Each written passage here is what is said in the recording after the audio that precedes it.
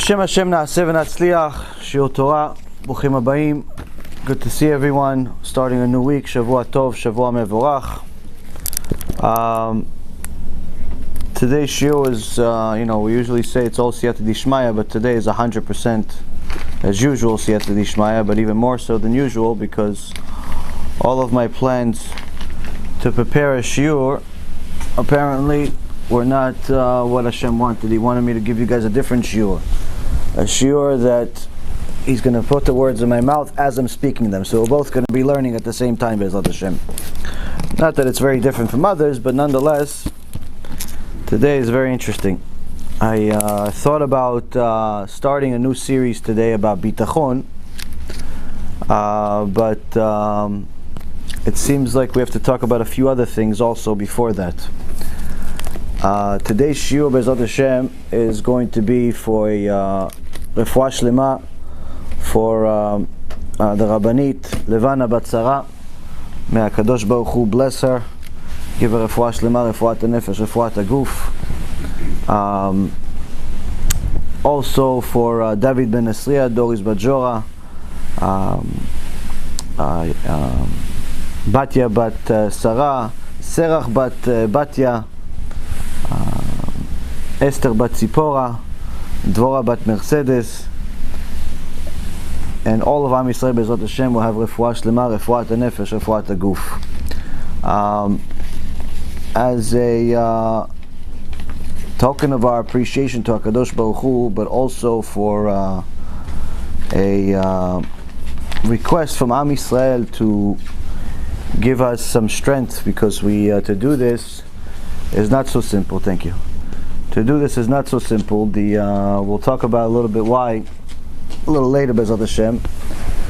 But when you do kiruv, HaKadosh Baruch Hu gives you a lot of schar, gives you a lot of rewards, but at the same token, He permits the Satan to give you a lot of different tests, a lot of resistance.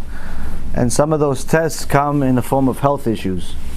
So for anyone who would want to be a partner in a mitzvah, for the sake of giving myself and the Rabbanit a lot of strength to do what we're doing, if you want to give out the Asher Yatzar cards, we have a Asher Yatzar cards that we sell on the website that no one really buys. We just give them for free, but we pretend like we sell them.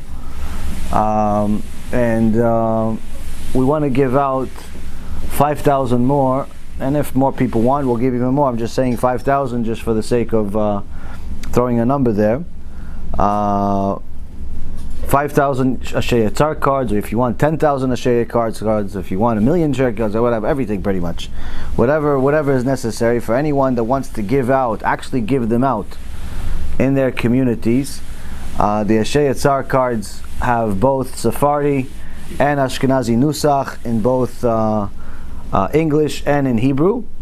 They're from plastic, so they're well made, they're beautiful, lots of people like them. But because right now there is, we'll talk a little bit about it tonight, there's really not that much time left. I have no idea how much time is left, but as far as, from what I see, Kadosh Baruch Hu is starting to close the shop.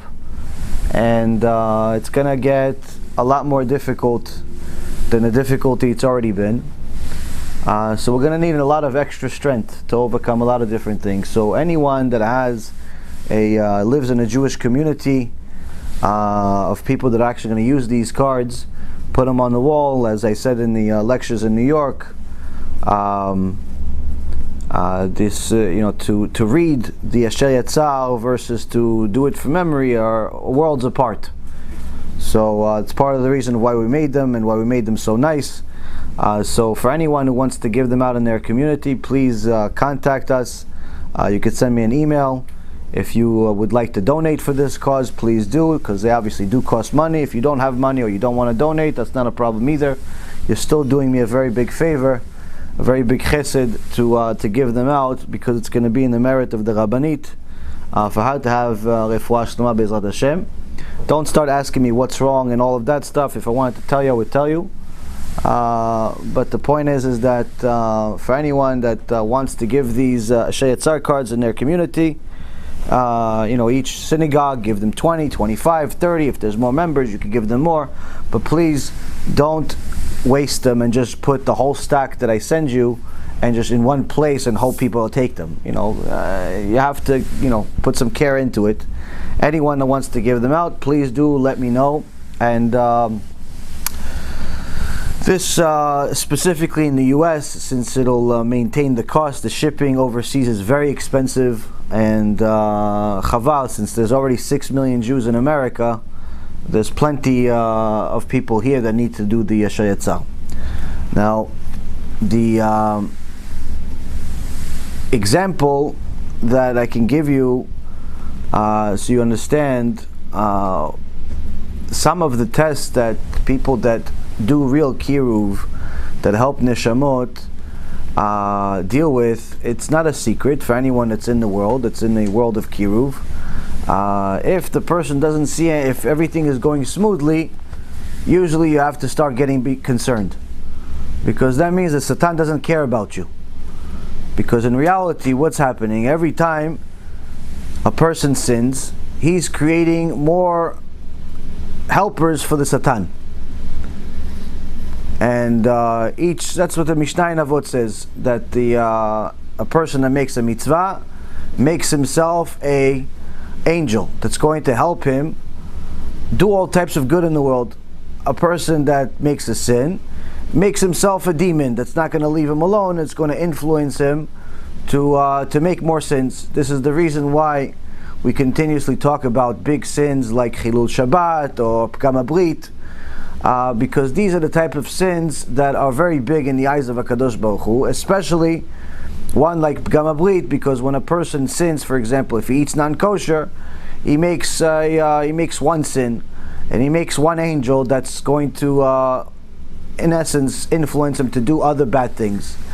But when a person wastes seed, or when a woman walks around immodest, and other people look at her, she's making many, many sins. Every guy that looks at her and is going to end up sinning because of her, that goes into her account, continues to create more demons.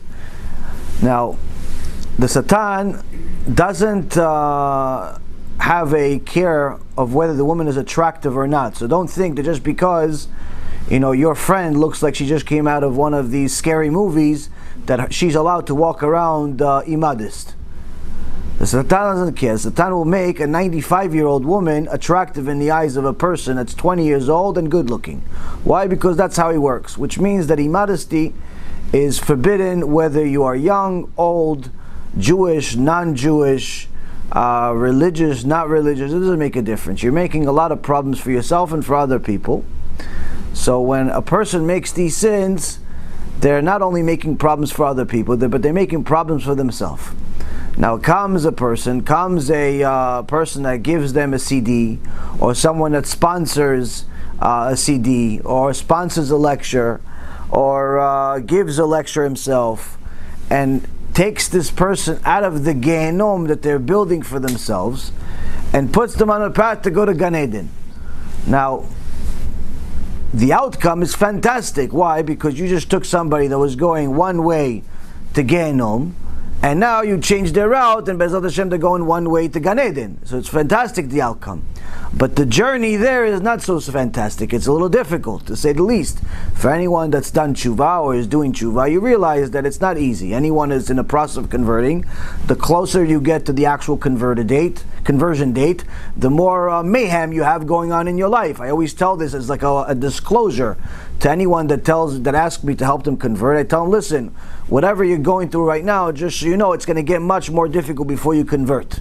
Oh, why, Rabbi? It has nothing to do with me. It's just, you have to understand, until now, you're creating demons and employees for the Satan. Now you're going to try to make angels for HaKadosh Baruch Hu. Satan's not going to let that go so easily. Until now, you were sinning, you were violating Shabbat, you were wasting seed, you were walking around immodestly, you were eating non-kosher, you were cursing like a storm, you were doing all types of things that HaKadosh Baruch Hu hates, but the Satan loves. So until now, Satan was saying, oh, you're my best employee, you were creating employees for me. Now you want to quit? Why, you want to go to the other side? Traitor! I'm not going to let you go. This is like the mafia. Once you're in, you're in. They won't let you out. But Baruch Hashem HaKadosh Baruch Hu lets us out if we overcome the obstacle. So the Satan is going to give a person all types of resistance. Now, if you are actually doing it yourself, you have some resistance. But if you're helping other people do TeShuva, the Satan is going to take revenge against you in order to see whether you're worthy of all the merit that you're earning yourself. Now, this is, some people are going to say, wait a minute, so maybe it's not worth to do kiruv. When you understand the reward, you realize not only is it worth it, but you realize that you have to do it for yourself. But some people think that this is all fairy tale. So there's a story that I heard from Rabbi Ephraim that is a famous story about Rabbi Yitzchak Rabinovich, Harav Mipshischa.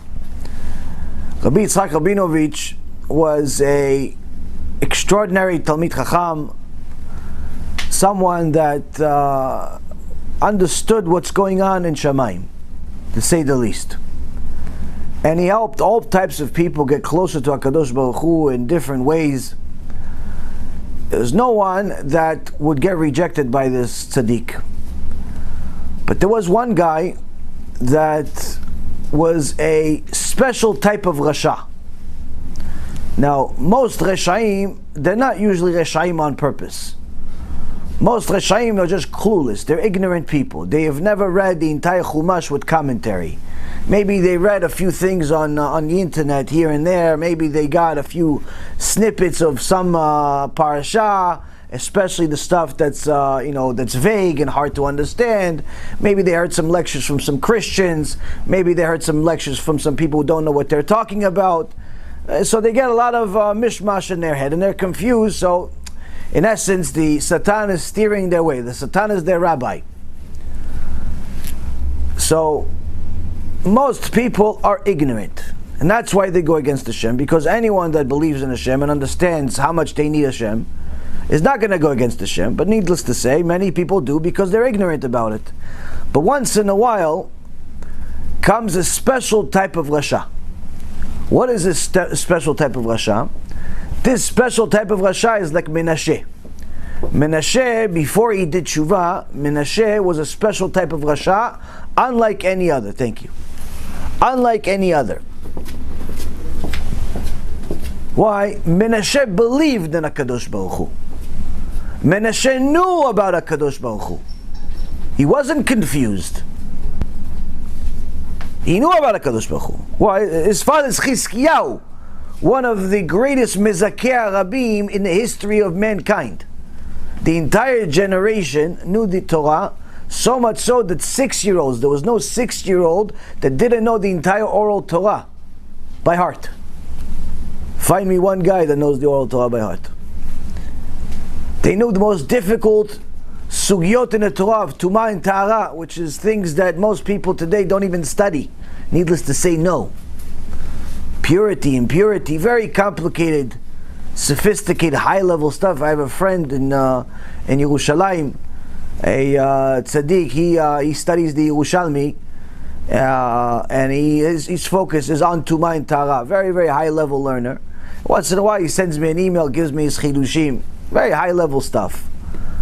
Now, Chizkiyahu HaMelech was Kodesh Kodeshim, so much so the Gemara says that HaKadosh Baruch Hu was considering to make him Mashiach. You can't just make anybody Mashiach. Like everybody, every day, someone else thinks they're Mashiach. Today, there's all types of people think they're Mashiach, and they always send me. For some reason, they find me. Like I'm the FBI for Mashiach. I'm the security guard. They send me an email, I'm Mashiach. Every day there's somebody new Mashiach. Sometimes it's women, sometimes it's men, sometimes they're Jews, sometimes they're not Jews. Everybody thinks every day is a new Mashiach. There's one Hindu guy. He's not even Jewish, doesn't know anything, but he's Mashiach. He calls it, I am Mashiach. It's the funniest thing in the world if you have time to waste in the bathroom. It's just the ludicrous things that people say about themselves. It all comes from arrogance. That's really what it comes from. People think that they're Mashiach because they're arrogant, which is the exact opposite of what Mashiach would be. Or some idiot that lives in Israel, a woman. I honestly don't even think she's Jewish, but nonetheless, she thinks she's Mashiach. But not only she's Mashiach, she's Yoshke too. She's Yoshke and she's Mashiach. She's a mix. She wants to be for everyone. All types of crazy people. I have one guy sending me 40 to 45 emails per day telling me he's Mashiach. He calls himself Allah. Allah is the name for God, by the way, in Arabic. But that's a different story. All types of crazy people in the world. All types of crazy people. Lots and lots of them. If craziness was a stock, I'd invest in it. Goes up every day, even when the market crashes. So, Chizkiyahu was really mamash somebody that was Ra'ui to be Mashiach. Was the descendant of David HaMelech, was Kodesh Kodeshim, something amazing. But his son, Menashe, before he did TeShuva, Rasha Merusha. There's no sin he didn't make. Even if you right now you think of yourself as the worst, I'm a sinner, I'm the worst, I'm this, you're not as bad as Menashe. It doesn't matter what you do, you're not as bad as Menashe. You're not as bad as Menashe. There's no way that you can be as bad as Menashe. No way. That's the worst person on earth at one point. I don't care what you're doing. And I understand you guys, Baruch HaShem, people send me emails 4, 5 o'clock in the morning, no consideration to time. Especially when they call me at 4 o'clock in the morning, 15 times in a row expecting me to answer. Oh, I see you're online. Ding, ding, ding, ding, ding, ding. I have a problem. What? I'm addicted to ta-ta-ta. Oh, it's my problem now. 4 o'clock in the morning. Don't call me. Don't call me, please. Do me a favor. Don't call me. Want something, send a text message. If I have the time, I'll respond. But anyway, if you're Mashiach, don't call. If you're Mashiach, call. Anyway, that was a joke. If anyone doesn't know it. Anyway, Rabotai Kareem, people have all types of addictions, all types of crazy things in their head, and they think they're Mashiach. But HaKadosh Baruch Hu says he's the one who's going to pick Mashiach. He almost picked Chizkiyahu to be a Mashiach, but Chizkiyahu's son, opposite of Mashiach, Rasha. How come he was such a Rasha? He knew everything. He knew everything, and he dafka went against it just to make God angry. That's a special type of Rasha. There's a Rasha that's ignorant, and Baruch Hashem, there's unfortunately many of them. Many ignorant people today. Many people, they live their whole life not even realizing what Shabbat is. Not even realizing what this and what that is. I have some people that come to me, they don't even know what kashrut is, and they've been Jewish their whole life. So people don't know. People are ignorant. They invested a lot of time into learning how to be lawyers, doctors, all types of CEOs of companies, but not so much about their neshama. So it's not necessarily a sin to be ignorant, it's a sin to stay ignorant. Being ignorant, you lived your share in life, there's nothing you could do about it up till now. But now that you know that you have to start investing into your neshama, you have to start learning. What are you going to do with the rest of your life? And I'm not talking about the rest of your life here. I'm talking about the rest of your life after this life. So now, Rabotai Kareem, it's very, very critical that a person understands life does not end here. Life does not end here. Life here is simply a stop. It's like a bus stop. You stop at the bus, drops you off, the bus continues. After a little while, that same bus is going to come pick you up again. Why? It continues, it never ends. Life never ends. It never ends. This is just a stop. A person that invests only into this life is like a person that's going to get off the bus, invest all of his assets to beautify the bus stop. By the time he finishes, the bus comes and takes him away to somewhere else. It's a complete waste of time. What should you invest in? You should invest into the bus. Invest into somebody that's going to be with you forever. That neshama is going to be with you forever. You got to invest into that. Because after a person finishes his life, his neshama continues living an eternal life. And there are two options. There's a good option, there's a bad option. There's GaN Eden, there's Gehenom. And I promise you, not everybody goes to GaN Eden. In fact, a very small minority go to heaven. Very small minority. Gemara says it. Gemara says there's a size. How big is the Gemara Masechet Ta'anit? How big is GaN Eden? It says GaN Eden is 60 times the size of Earth. But then there's another Eden that's 60 times the size of GaN Eden. It says, how big is Gehenom? So, Gehenom has no size. Has no size. So big, there's no size. Why? There's a lot more people go over there. Why? They invested into the bus stop. They invested into the bus stop instead of into the neshama. A person needs to know, HaKadosh Baruch Hu gave you rules, you have to follow them. But sometimes people don't do because they're ignorant. Once in a while, there's a special type of wicked person that knows and does dafka against it, goes against it just to make Hashem angry. Baruch Hashem, throughout history, there hasn't been that many people like that. But there was one such person at the time of Rabbi Yitzchak Rabinovich. And this person will make every single sin, not because he wanted to make the sin, but just because he wanted to make God angry. He would eat pork, not because he wanted to eat pork, because he knew it's not allowed. He would make immorality crimes, go to all types of clubs, gamble, steal, violate Shabbat, everything, not because he really wanted to make the sin, because you know it says in the Torah to do it, to not to do it, so he did dafka to go against it. It's like these people in the gay pride parade, but yet some of them call themselves Orthodox Jews. You know, there's a whole keilah in Eretz Israel. They call themselves Orthodox Jews, but they're proudly gay. It's one of the dumbest things in the world. Or the women of the wall. The women of the wall, these reform women go to the kotel to put on tefillin with tank tops. Dafka, because they know it's not a mitzvah for women, number one. Number two, you know they are supposed to be modest. Number three, what are you doing in the kotel? Doing all of this. You want to do whatever you're doing, go do it somewhere else. But they want a dafka. They steal Sifrei Torah from the religious people, just so they can make a mitzvah. Mitzvah of Chilul Hashem for them. Mitzvah. But anyway, Rabotai Karim, sometimes people do things dafka. Not many, but they exist. So this person, this wicked person, came to Rabbi Yitzchak Rabinovich one time. Apparently had some type of spark of Kedusha in him for that moment. And he came with a grin to Rabbi Yitzchak and he says, "Hey Rebbe, what about me? You think someone like me can do tshuva?" So Rabbi Yitzchak Rabinovich says to him, "Surely you can do tshuva, but I can't help you right now. Please leave. I can't look at you. I can't look at you. Please leave.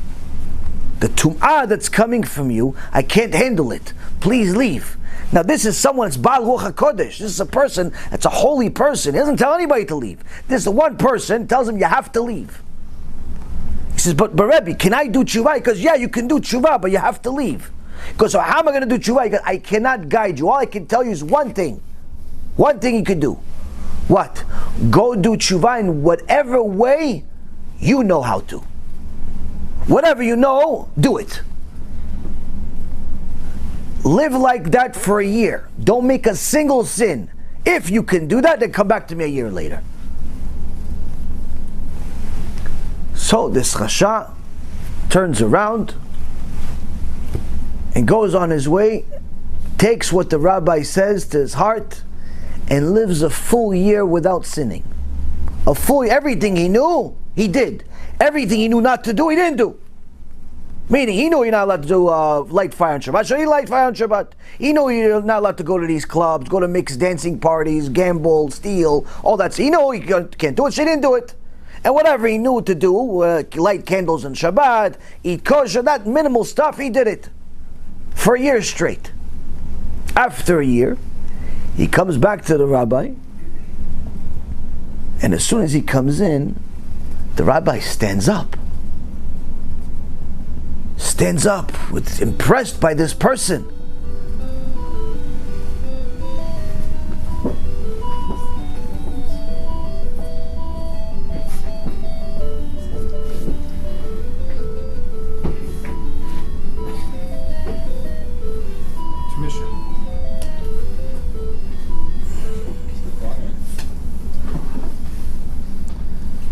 So the Rabbi stands up, makes music for him too, and he says to the guy, who is the Holy Rabbi in front of me? Who are you? Who are you, Holy Rabbi? Did he come visit me? The guy looks at the Rabbi and goes, no Rabbi, it's me. He goes, who are you, Holy Rabbi? Who are you? I see the Shekhinah. I see the Shekhinah is all around you. Who are you, Holy Rabbi? The guy starts crying hysterical. You see the Shekhinah in me? He starts crying like a little baby. Because Rebbe, it's me. I'm the guy from a year ago that made every sin under the sun. I told you that I ate pork just dafka to go against HaShem, and I violated Shabbat dafka to go against HaShem, and I stole from everyone that gave me money just dafka to go against HaShem, not because I needed the money, just because dafka wanted to go against HaShem. I'm the guy that he told him to run away, to go away from you. The Rebbe starts crying. He starts crying. You see the Ruach HaKodesh on, you see the Shekhinah on me? He says, yeah, Shekhinah's on you. And now I understand why I had to tell you to leave and what's been happening to me over the last year, he tells him. He says, since I told you to leave, I didn't know why I had to have you leave. I couldn't handle you being next to me. And there was only one thing I could tell you, which is what I told you. To do tshuva your way, just go. But ever the second you left my house, all types of klalot, all types of machalot, all types of curses and diseases came on my house. The kids are sick, the wife is sick, everybody's sick, all types of crises, all types of things have been happening straight for a year straight. Now I understand why. Because that was the only solution to fix your neshama and submit the Satan. But now that the Satan has been submitted, now that we beat him, Be'ezrat Hashem, all of these diseases, all of these curses will go away because we won the battle, Baruch Hashem. When you're fighting the battle, the Satan's going to give you resistance. That's his job. Don't be mad at the Satan. That's his job. You're doing your job. He's doing his job. Once you win the battle, don't worry. Satan goes somewhere else. So, anyone that's in the business of doing kiruv, whether it's independently or doing it publicly or whatever it is, expect some type of resistance if you're actually being effective. If you don't see any type of resistance, that most likely means that you're not doing anything to, for the Satan to care about. Like Menace Friedman doesn't have any resistance at all. In fact, he gets help from the Satan. Why? Because he recruits more Talmidim for him. And people like him. I'm serious. People that help the Satan create more sinners, they get help from the Satan. So that means, Rabotai, that sometimes you're going to see certain things that are unusual, but the Satan works in ways that he likes to confuse people. He wants to make people regret that they're doing kiruv. He wants people to think, oh, maybe I shouldn't do it, because you're thinking now, wait a minute, if I'm going to start helping people do tshuva, Satan's going to come attack me even more than what he's already doing right now. Who needs this? Let me just take care of myself, let somebody else do the job. Right? That's the mentality of the Satan, though. That's what the Satan wants you to think. He wants you to think, don't do kiruv. Why? You're going to have all types of problems. But he doesn't want you to realize that the amount of reward that you get, the amount of benefits that you get in this life and the next, is something out of this world. Bracha in parnasah, bracha in shlom bayit, bracha with the children, bracha with everything that you do, despite all the difficulties. But that doesn't mean that it's not difficult. Doesn't mean that it's not difficult. So now we have a situation where it seems like a Kadosh Baruch Hu is closing the store. And by that I mean, we've already known that we're in the end of days for some time. But as you get closer and closer to the end, a lot of things that we took for granted, or perhaps things that were going good, start going the opposite end. As I mentioned to you guys a few times over the last couple of months, especially in the last month, a year ago, the world was in relatively good shape. People were doing great financially. The market was at all-time highs. The economy was doing fantastic worldwide. The Jewish people have been at a state where they're the richest they've ever been since the time of Shlomo HaMelech. The average Jew is complaining not because he doesn't have money. The average Jew is complaining because he feels like he should have even more. I only made 150,000 last year. Only 150,000 last year. He doesn't realize that 5 years ago he was barely breaking 40,000. Now he's making 150,000 and he's complaining. Rabbi, it's barely 10,000 a month. 12,000 a month. Rabbi, who could live on such a thing? I don't know, 90% of the world. But the point is, Rabotai, is that people got comfortable. A lot of people made money in the stock market, in real estate market, in all types of shtuyot like bitcoins and all types of cryptocurrency, making money off of Amazon, selling stuff, eBay. People have made money from all types of things over the last several years. There's good news and bad news. Good news is all that is about to end. Bad news is all that's about to end. Why is that good news and bad news? The bad news is because obviously people are going to have to readjust their life. Good news is that this means that we're a little bit closer to Mashiach. Now, that being a little closer to Mashiach is also bad news though, for some people, if you're not ready. If you're not getting ready. If you haven't even started getting ready. And you don't even think about getting ready. Because you want to be like Menashe. Wait for last minute. It's not a good idea. Now, last week we had Parashat Truma. Parashat Truma told us that a person that has a desire should donate money to this for the sake of Torah, for the sake of HaKadosh Baruch Hu says, "Daber al bnei Yisrael veikchu li truma me'et kol ish asher yidvenu libo tikchu et trumati." If this person has a heart that motivates him, you shall take my portion from him. Instead of saying get my portion, it says take from him. What does it take?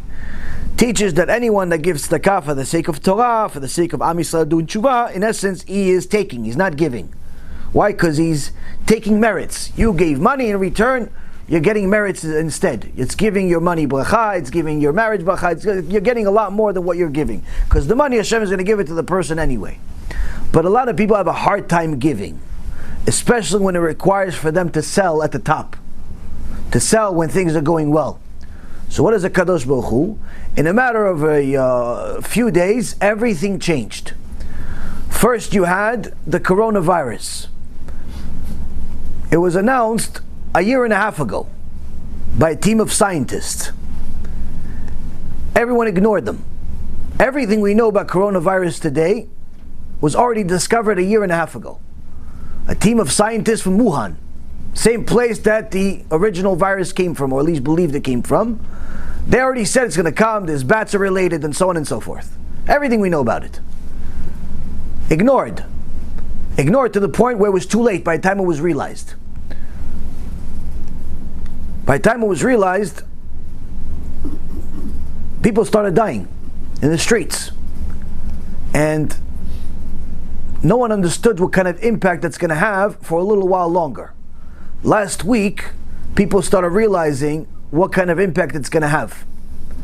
Now, the market, I haven't followed in many years, Baruch Hashem. Even though I spent almost 20 years in the business, I made a rule for myself not to look at it. Unless I absolutely have to for reasons like this. So I haven't looked at it. Sometimes people tell me what's going on because they want to tell me what's happening in the world. But generally speaking, I don't look at the market, stocks, or anything like that. I don't have any money anyway, so there's no reason for me to look at it. But also, it's just I don't want to get that Yetzirah in my head. But last week, after a bunch of people started blowing up my phone about the market's down, the market's down, the market's down, I realized that Kadosh Baruch Hu wants me to see what's going on. So after the week was over, I looked at a few things that I look at. I don't look at what most people look at. I look at things that actually mean something. Most people look at their own personal stock portfolio like it matters.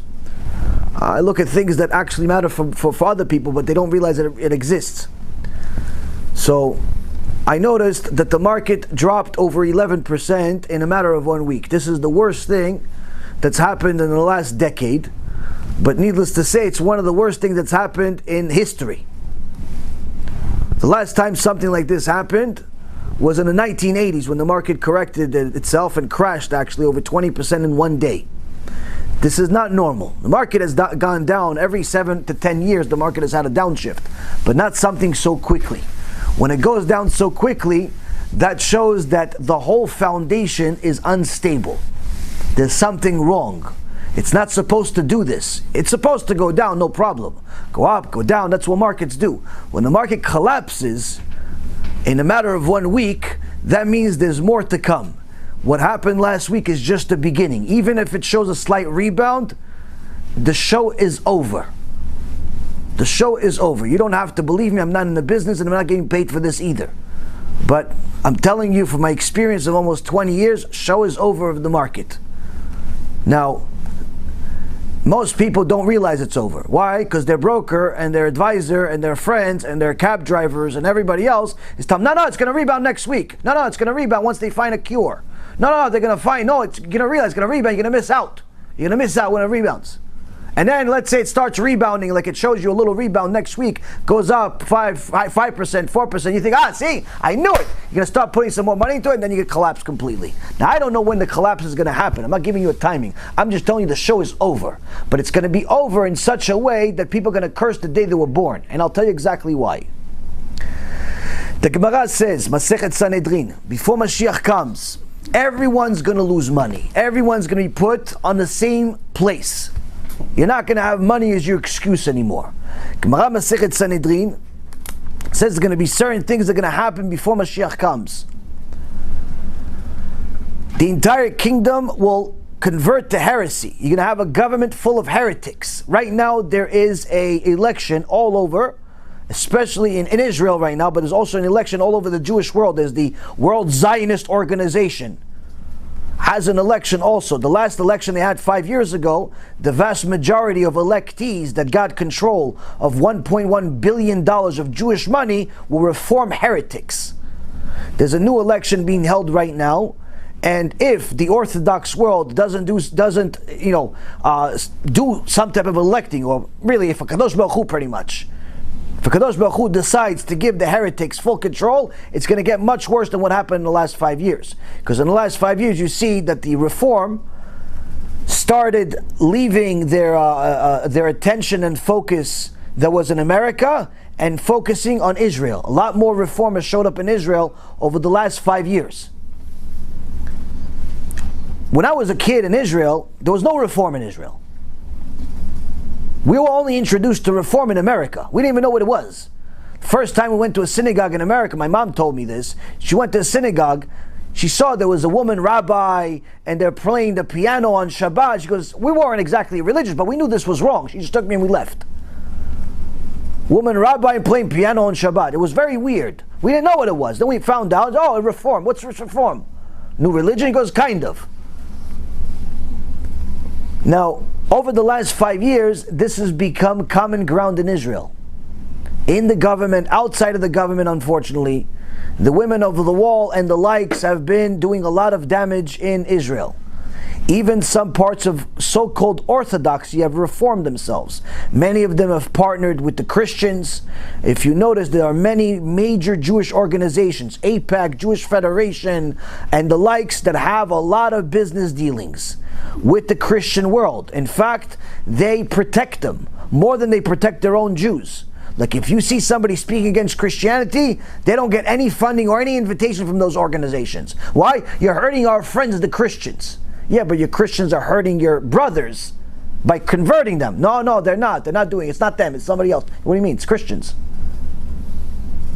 So you're seeing that there are a lot more Christians in Jewish schools as teachers, as all types of things. Very, very strange behavior for Jewish people that have been tortured by Christians for 2,000 years.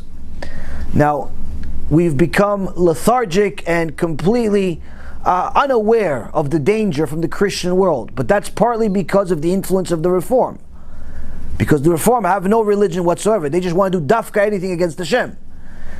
The election right now is pretty much going to decide if they're going to continue or even do worse than what they've done in the last 5 years. But further than that, you have an election going on in Eretz Yisrael right now. One side is Bibi Netanyahu, which is not exactly a tzaddik to say the least. He's like a faker. He's a politician. He'll say whatever you like.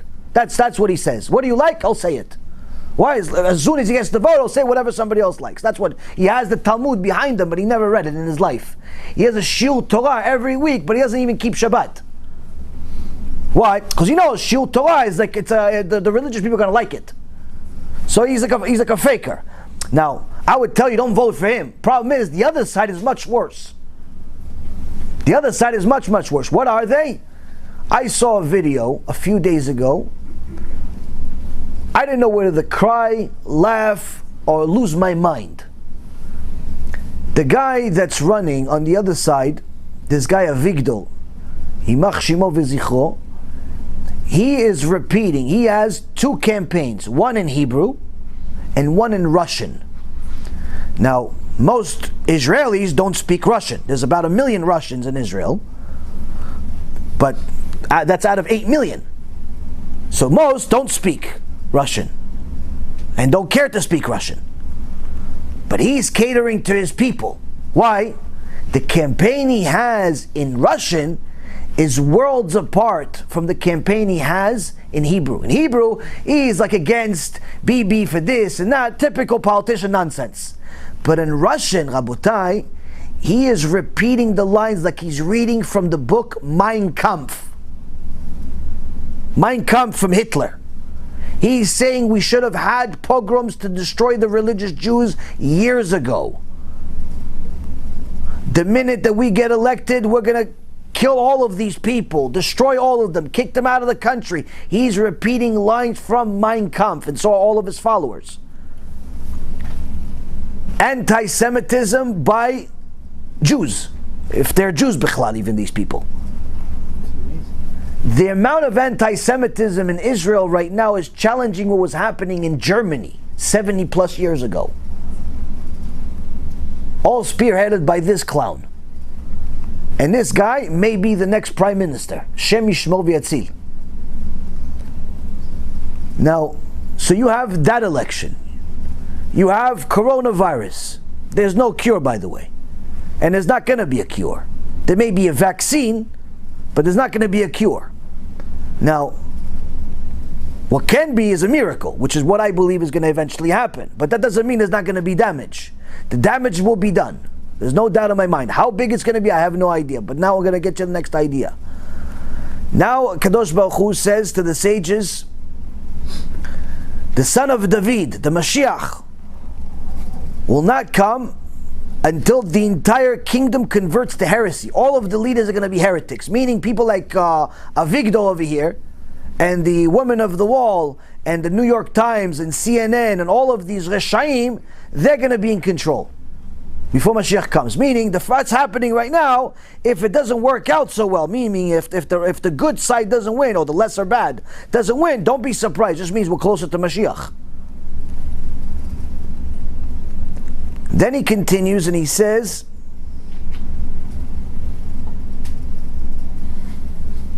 the son of David will not come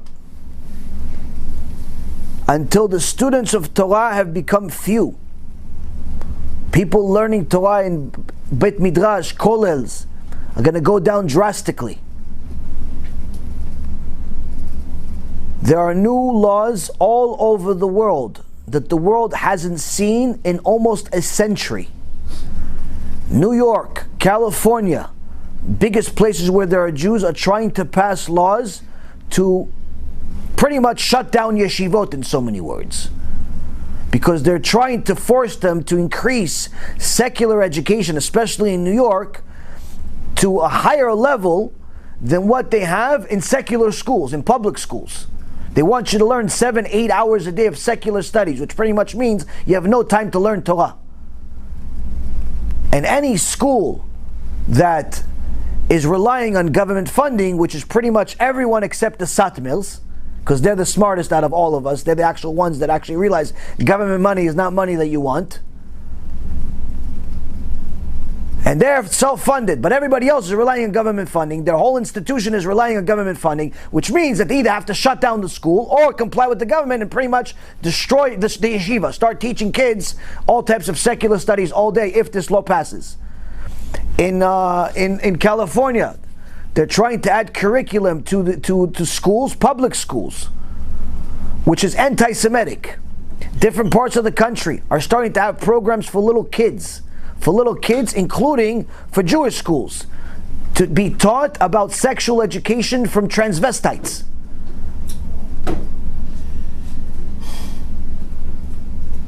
There's a video that came online just a few days ago. I was contemplating publicizing it, but then people would think it's a woman first. So then start screaming at me that I'm showing things that are immodest, but it's really a guy. There's a new way of teaching, new wave of teaching in schools today. Being taught 4 or 5-year-olds, 3-year-olds, 2-year-olds being taught by a drag queen. With our uniform on, with his uniform on. You know, the whole thing is pretty much naked. And then the kids dress up like drag queens. And then they ask the kids, who wants to be a drag queen? And the kids start raising their hands. Little 3-year-olds, 4-year-olds want to be drag queens. They don't know what it is. In England, in the UK, this law is right now already passed. The rabbis are trying to fight it over there, but they're passing a rule pretty much that they have to start teaching kids about homosexuality being a good thing. Why? Because the head rabbi, Mirvis, Imach Shemo V'Zichro, wrote a book about how homosexuality should be tolerated by the Jews. If the head rabbi says it's okay, why wouldn't the Goyim say it's okay? So you see, Rabotai, that already the future generation doesn't look so good. Worse yet, this guy Avigdor and his Benny Gantz, his partner, is Satan and Satan's wife, they are saying outright, if they get elected, their first target is to destroy all of the kollels, all of the Batei Midrashot. They're outright saying it. It's not like, oh, if they come in, we're going to lower funding. No, they're saying enemy number one is Judaism. Now, if you think you're safe in America, you're dreaming. There's no safe anywhere other than a Kadosh Baruch Hu. Now, the next nevuah says in his Gemara Masechet Sanhedrin 97a, En ben David ba ad shtichle pruta min hakis. David HaMelech, the Mashiach is not going to come until everyone is broke. Now you're going to say, how can everyone be broke? I'm going to give you a little bit of an illustration of how it could happen. I have no idea how it will happen. I can tell you how it could happen. The reason why I do this is because we learn from our sages, people sometimes need to see things in order to believe them. That's why in Mount Sinai, HaKadosh Baruch Hu, everyone knew it was him talking. It wasn't like they didn't know. When there's a voice coming out of the sky and you die from it, that's a good sign it's God talking. Right? If a voice came out, you died from it, usually, and then you came back to life, it's a good sign it's God, right? But it still says in the Torah that everyone saw the voice, meaning they saw his words. Why do they have to see it if they already know it's him? Because sometimes we need to see in order to believe. So I'm going to give you an illustration of how it could all happen from 20 years of experience in the market. Now, over the last 11 years, 12 years, the market has gone up straight up. Very little resistance. That's already not exactly a good sign. But you could say, wow, it was a good economy too. Even good economies don't go up for that long. But needless to say, one of the things that you saw in the last week is to see that the foundation under this incline is very unstable. How do we see it? When it drops by over 10% in such a short period of time, it shows that it's all dependent on the future. Meaning nothing is dependent on the present. The incline in the market is not dependent on what happened, but rather dependent on the future anticipation of good things. Now that the future has changed and the rug has been pulled under us because of this coronavirus and everything that comes with it, now you see, okay, so the future is not so bright. Now what this means, Rabotai, is that even if coronavirus, let's say they find a vaccine, there's a team of Israelis that say they found a vaccine, let's say it works, that's still not going to fix things. And the reason why is because it's already been too long where the market in China has been shut down. That means that a quarter of their economy is simply gone. Now China is the biggest economy in the world. They surpassed America a few years ago. When a quarter of your economy, which affects the entire world, especially America, is simply just gone, it has a massive wave tsunami that affects and impacts everyone. We have 250,000 CDs waiting in China right now for something to happen.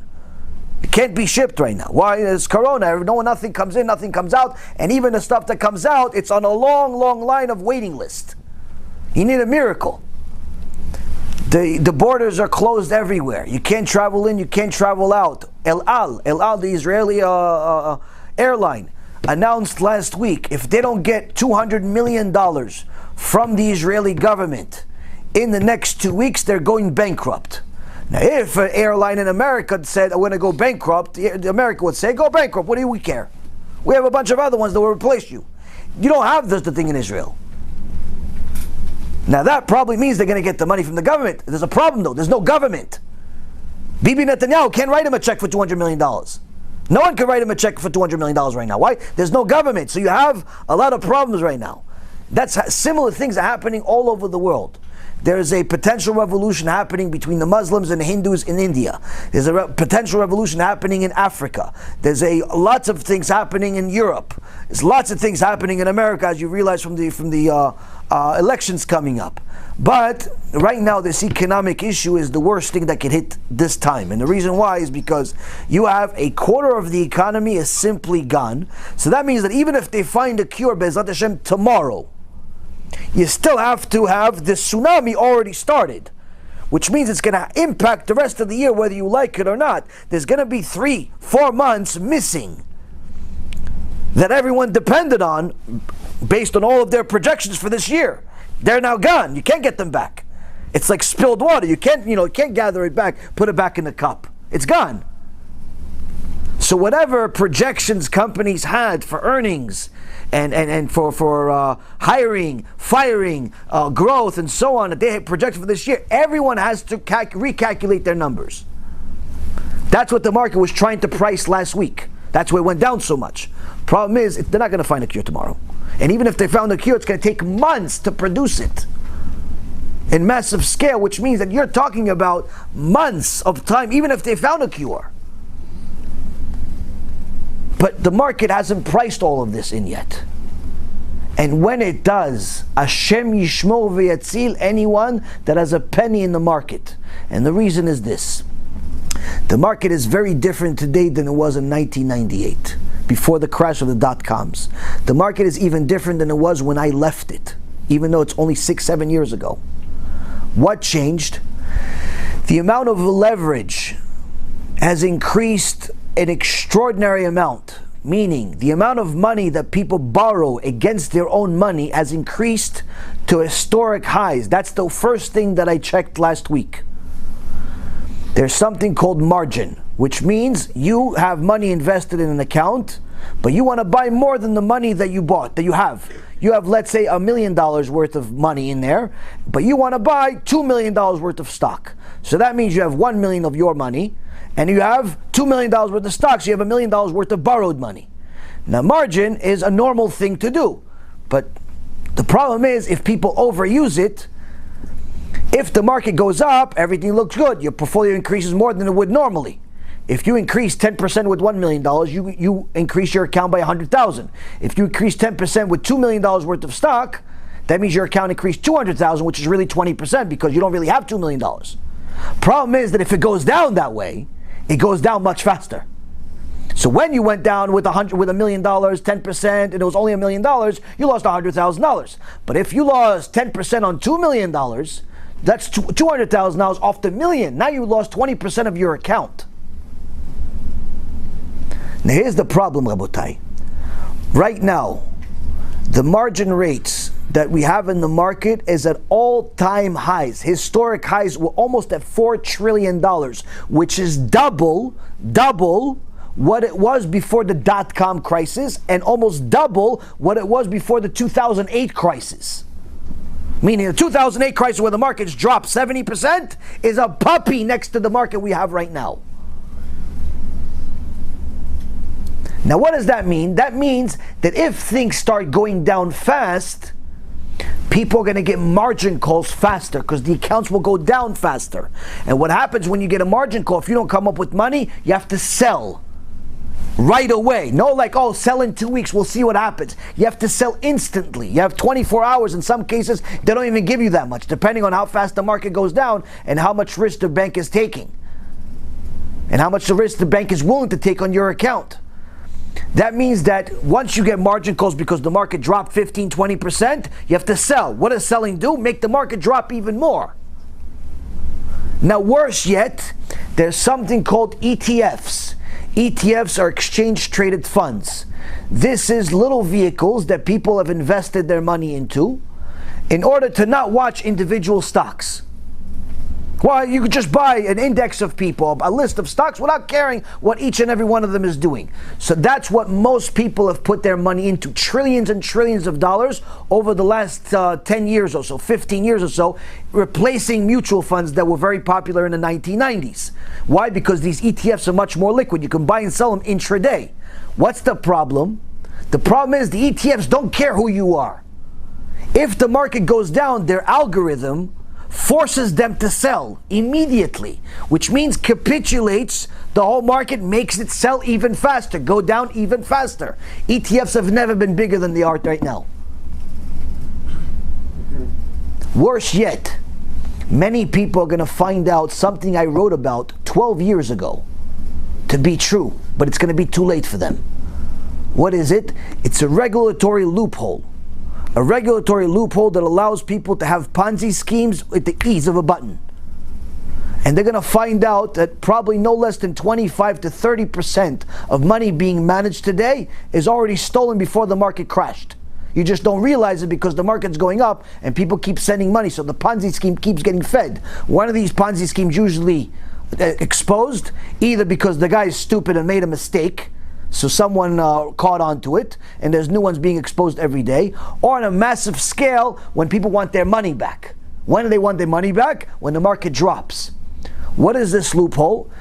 This loophole is something that in essence the industry designed for itself, which is called FeeBased Advisors, which allows people, a certain section of the industry, to manage your money by having access to the money by them themselves writing the check. Meaning, when you have an account with let's say a JP Morgan or one of Bank of America type of firms, big firms, when you write a check for your brokerage account, you're writing it to Bank of America, you're writing it to JP Morgan, you're writing it to this big firm, Wells Fargo, whoever's still alive these days. I don't follow exactly who's still alive, but nonetheless, these big firms. Okay? You're writing it to the firm. That means the guy, your broker, doesn't have access to the money. He can't put this, unless he's really, really creative, he can't take this money and put it in his bank account. Why? Because it says Chase on it. So he has to deposit in your account. But with these fee-based advisors, hedge funds, fee-based advisors, you're not writing it to Wachovia. Who are you writing it to? To the fund. The fund deposited. The fee-based advisor deposited into the fund account, and that fund account deposited into a JP Morgan Chase or a Wells Fargo and so on. So far, so good, right? What's the problem with my calculation here? Why is one exposed to Ponzi schemes and one not? Because the fund is a bank account that's controlled by him. It's like you have a company account. Our dear friend over here, you have a company account? If I want you to write me a check for $100 from your company account, can you do it right now? Do you need to get permission from anybody? You don't, right? And what if it's $1,000? Can you still write it? No, get permission from nobody, right? Because it's a company account. Company account, it's really you though. You're the boss. Rabotai, the hedge fund has a guy, that's a boss. The money manager that you thought is secure because he's fiduciary, they called in the industry, nonsense. It's his account. He could write a check to himself. He could spend the money to himself. And guess what? You know where the statements come from? From him too. He writes the statements. He can change the statements. He can have the statements say whatever he wants. Oh, we bought this, we sold this, we bought this, we sold this. It's all fake. That's how Ponzi schemes are exposed. I wrote about this 12 years ago when the whole thing from Bernie Madoff came out. And I told people, this is what he did. This is how he stole $60 billion. And this is how the next guy's going to steal $60 billion. Because the hole's still there. 12 years later, no one's done anything about it. In my estimate, and again, I'm sometimes pessimistic, sometimes optimistic. I think easy, 30% of the money invested in the world right now, by these people, already stolen before the market went down. Meaning you don't have access to it anyway. It's gone. Bye-bye. You said Kaddish. On the check, you said payable to so-and-so advisor, Kaddish, Ishtabach, the whole thing. On the money. It's gone already. Why? Once the money, you're going to say, wait a minute, I'm going to call the guy, get the money tomorrow. Yes, if you call before everybody else, maybe you'll get the money back. Problem is, if everybody else starts calling, what does the fund do? Nobody's allowed to get the money out. Why? Because he knows that the whole wall is going to go over. Hey, he's going to bury himself if he gives everybody the money back. He's going to bury himself. He's going to use a disclosure in the fund that you never read, that once there's 25% withdrawals, or 15%, or 10%, or market decreases, all types of different loopholes that you have in the business, I don't have to give anybody the money back until I think it's the right time. So now you have a combination of economic crisis that is going to affect the market one way or the other. There's nothing you can do about it. You can't take this wave back. Once the tsunami started, something has to get hit. It may not be as bad as it could have been, but it's definitely going to be a hit for sure. Now that means that all of the estimates of all of the companies in the world have to change, especially the big ones, which are the ones that the market relies on. On top of that, you have a situation where these ETFs are going to magnify the effect. 2, 3, you have margin rates. People have borrowed an enormous amount of money that they don't have. And to get the money is going to take them time, even if they want to pay for it. They have to sell stuff. They have to sell real estate. They have to hey, go ask a real estate broker, can I sell something? Yeah, you can sell it. Good luck with that. Good luck with that. Why? Once the market starts going down, no one wants to buy. And even if you want to buy, you have to sell it. You have to wait for the bank, and the bank is not going to issue money, and so on and so forth. All of this happened in 2008. I believe it's going to be worse this time. I just don't know when it's going to happen. So don't quote me, oh, sell tomorrow, Yaron Reuven said it. Don't sell anything because of me. I'm just telling you what's going to happen eventually. Now, people say, okay, so maybe we should put everything in gold. Or maybe we should put everything in Bitcoin. Gemara says everything is going to go to nothing. How? There's many different ways. One day someone's going to wake up and say, listen, this whole story about gold becoming the new standard, there's an article written by Yaron Reuven also 12 years ago, that says it's not possible. Why? There's not enough gold in the world. There's not, even if you want to make, let's say U.S. government, China, and everybody else said, okay, let's make a new gold standard. Back up all currency by gold. There's not enough gold. Oh, increase the price. You can't just increase the price to 50,000. It just doesn't work that way. It doesn't work that way. Gold is useless. It cannot be used as a currency. It's just good for trading because you assume someone else is going to pay more money for it. And they said Bitcoin. Bitcoin, Rabotai, and all of these cryptocurrencies are all going to go to zero. Mark my words. I said this already a while ago. I'm going to say this again. They're all going to go to zero. And the reason why is because the U.S. government, their number one asset is the U.S. dollar. It's more powerful than their weapons. It's more powerful than their policies. It's more powerful than their people. It's more powerful than anything they have. The U.S. dollar is the number one asset for the U.S. government. That's their number one asset. The fact that the whole world uses the U.S. dollar, that is the biggest thing that they have. That makes them the most powerful country in the world. There is no way in the world that the U.S. government is going to let a bunch of rinky-dink computer programmers take over. It's not happening. So what are they going to do? Same thing they did in Venezuela. You know what they did in Venezuela? I'm going to tell you. A bunch of guys wanted to make money in Venezuela because the currency over there was going down 99%, faster than you can think. So they did Bitcoin mining, which is sophisticated programming, and they need to find Bitcoins, whatever that means. Now, Venezuela government said, listen, if we're going down, you're going down with us. So what do? They wanted to find all of the miners, all the guys dealing with Bitcoins. How could you find them? What, there's a certificate on their head saying Bitcoin? Or is a t-shirt Bitcoin? What is it? No. We're going to check their electricity use. Whoever uses more than standard amount of electricity, that means that they're using more power in order to use for these Bitcoins. Shut off their electricity. Bitcoin goes to zero. Without electricity, once they find out, they took the people out, shut off their computers, put them in jail. No one says goodbye even. Gone. No trial, no prayer, nothing. Zero. They're all in jail still. Finished. Maybe a few ran away. I have no idea. But the point is, there's no Bitcoin mining over there. Why? Government doesn't want it. This fairy tales that people tell you on YouTube and all types of TV shows. Oh no, Bitcoin's the next big thing. Yeah, in your dreams.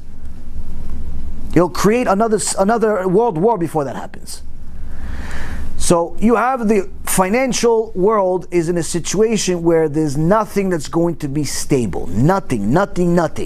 Everyone's going to be put in the same place. What is everybody going to have left? Their Torah and their Gemilut Chasadim. The only thing you're going to have left at the time of Mashiach is whatever Torah you know and practiced, and whatever chesed you did, whatever money you donated for the sake of helping Am Yisrael get closer to HaShem. That's the only thing that you're going to have left. Why? Because that portfolio is not going to be there. Portfolio is not going to be there. Now you have, everyone is affected by this. Anyone that works for a company that has a 401k plan, where do you think the money's going to?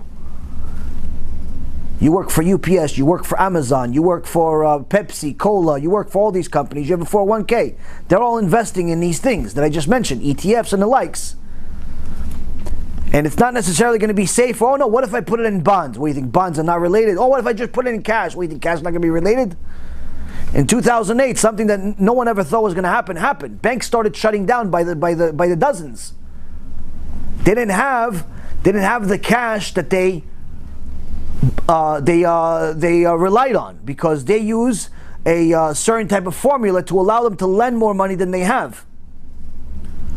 Now, they assume that they're going to get a certain amount of money by the Fed each day. They assume they're going to get a certain amount of money by deposits each day. But once the Fed shuts down, once the people shut down, once people run on the bank and they want all their money back in the same amount of time, guess what? Bank shuts down in 24 hours. You go to the ATM machine, it doesn't work. No money. Yeah, what do you mean? This was the biggest bank in the world. Yeah, it was the biggest bank in the world. It was. Now it's RIP. RIP services. Finished. That's how it works. That's how it works. Now, I promise you I'm going to give you some good news. I promise you. I'm depressing you a little bit right now, scaring the hell out of you, but I promise you I'm going to give you some good news. Gemara continues in 98a.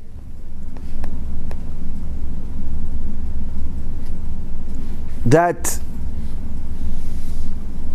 the prices of everything will be equal. Well, I just said, depression, everything. Gold, Bitcoin, dollars, bonds, stocks, tomatoes, potatoes, everything is going to be the same price. That's what's going to happen before Mashiach comes. Whenever that is, if it's tomorrow, if it's 6 months from now, if it's 6 years from now, I have no idea. But everything will be the same price.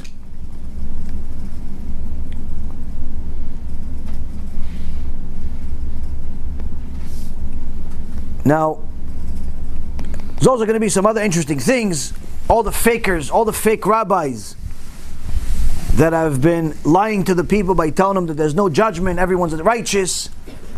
It says, En ben David ba, until all of these people are cease, meaning gone from the world.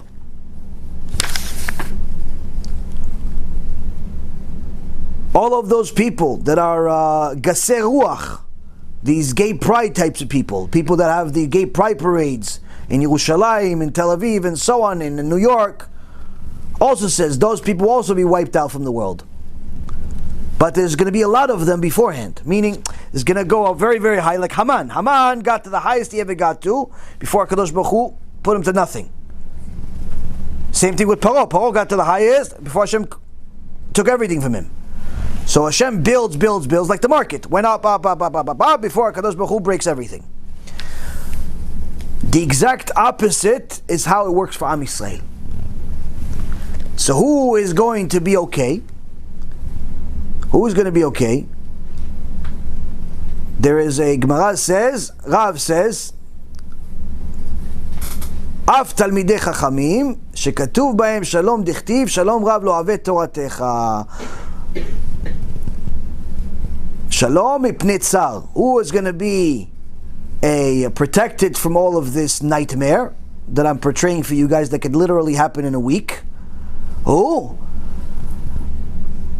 This is written concerning those that will enjoy peace because they have an abundant love of your Torah, and they will have peace from the adversary, from all of this.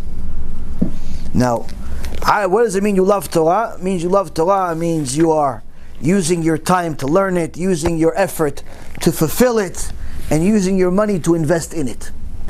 Now, a lot of people donate money, but they don't realize that they're donating money to the Sitra Achra, the other side. They don't realize it.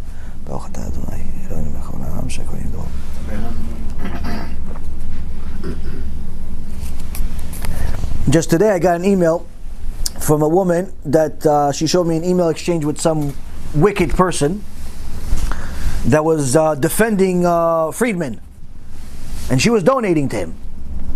And she said, I can't believe you're defending Friedman. It's obvious the guy's going against the Torah. I'm not going to donate to you anymore. She realized, Baruch Hashem, that she's making a mistake donating to this guy because he's in essence helping the Rashaim get bigger. So a lot of people are making these mistakes because they don't double check where their money is going. They just donate because they think, oh, it says Torah, that means it's good. You know, there's certain organizations that they have Torah in their name, but they're Christians completely. Idol worshippers, all types of things.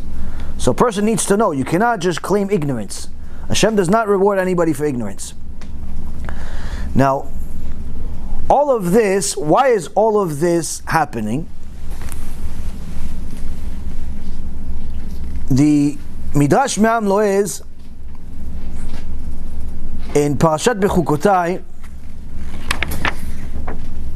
says that HaKadosh Baruch Hu will do certain things to punish the people for making certain sins. Everything I just mentioned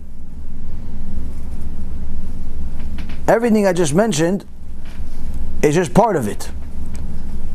So HaKadosh Baruch Hu says in chapter 26, verse 14 to 17, that all of this will happen if you don't listen to me, and you don't keep all my commandments, and you denigrate my decrees, and you grow tired of my laws and don't keep all my commandments. My anger against you will be directed. So the Midrash says, what does this mean? What are these sins and what's going to happen? It says, 1, if you don't listen to me, if you don't keep my commandments, if you don't denigrate my decrees, if you grow tired of my laws and you don't keep them, all of my commandments, and you break my covenant. So the Midrash says, okay, what's the breakdown of each one? It says, if you don't listen to me, means you don't study Torah every day. You don't study Torah every day, all bets are off. Every Jew has to study Torah every day, even if you're a woman. Men obviously much more. Men have to learn Musar, Shtay Mikra Chad Targum, the Chumash, and at some point they have to start learning Gemara and Halachot.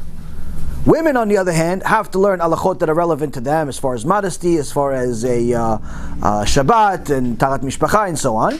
But they also have to learn Musar. Why? Because she is responsible to build the Jewish home. How are you going to build the Jewish home if you don't know how to behave? Musar is the ethical teachings of Judaism. How to teach your kids, what to teach, how to have Shlom Bayit. All of this depends on the woman. Now sometimes you have a conflict where you have the husband wants to be Moshe Rabbeinu, but the wife wants to be Zeresh, Haman's wife.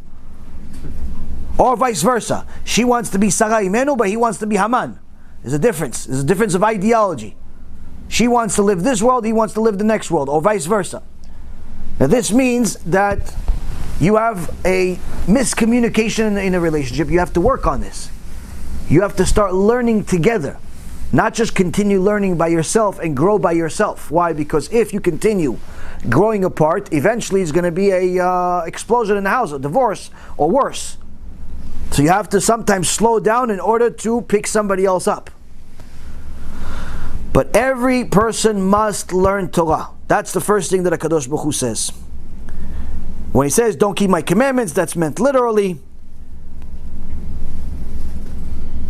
If you denigrate my decrees, that's a wicked person that makes other people not want to keep the Torah. Why are you keeping Shabbat? No, come on with the guys. No, come on, why are you so modest? No, put something sexy on. No, come on, why you wear that? Take the Kisur Rosh off on. Look like everybody else. You look like Mustafa. They start making fun of you. Hashem says they get special punishment. What about a person that grows tired of my laws? Midrash says a person who grows tired of my laws is someone who dislikes the sages, makes fun of the sages, makes fun of Chazal, makes fun of, oh no, I don't agree with, I don't think that the Rambam was really relevant. I don't think Rabbi Akiva knew what he was talking about. I don't think that Rabbi Ovadia, I think he makes some mistakes. Treating the sages like they're you, or you're on the same level. And do not keep also some people that don't let others keep the Torah. Unfortunately, I have some students where they live in houses where either their wives or their parents don't let them keep Shabbat. Few people they tell me, listen, I can't keep Shabbat. I said, why not? What's wrong with you? He says, if I keep Shabbat, my father's going to beat me up. I think it would have been better off to have Hitler as a father than a father like this doesn't let you keep Shabbat. Oh no, I can't keep Shabbat. Why? My wife is, she insists that that's our time off, and she wants me to go to the mall with her. She wants me to go to movies with her, or she's going to divorce me. Wife like that, who needs? A woman comes to me and says, listen, I want to put Kisu Rosh on, but my husband says, if I put Kisu Rosh on, he's going to divorce me. What should I do? Put Kisu Rosh on. Let him divorce you. Why? It's better to get divorced than to go to Gehinnom. Much better. But the point is, Rabotai, there's some people that cause other people not to keep mitzvot. So Parashat Bechukotai, which is one of the parashot that talks about curses and punishment, says this is, those people get it. Or some people that are denying the commandments, meaning, some people say, nah, this is not from the Torah. No, come on, you're exaggerating. Like some of the things that we said about cash advance. Cash advance. Say, oh, where is this in the Torah? Where is this in the Torah? Cash advance in the Torah. Now I told you, when you charge people rates of interest, if you're charging a Jew interest, you have no share of the world to come. If you're a Jew charging another Jew interest, you have no share of the world to come, no resurrection of the dead, even if you keep Shabbat. You're finished. The only get out of jail free card you have is if this Jew is a heretic, if he doesn't keep Shabbat.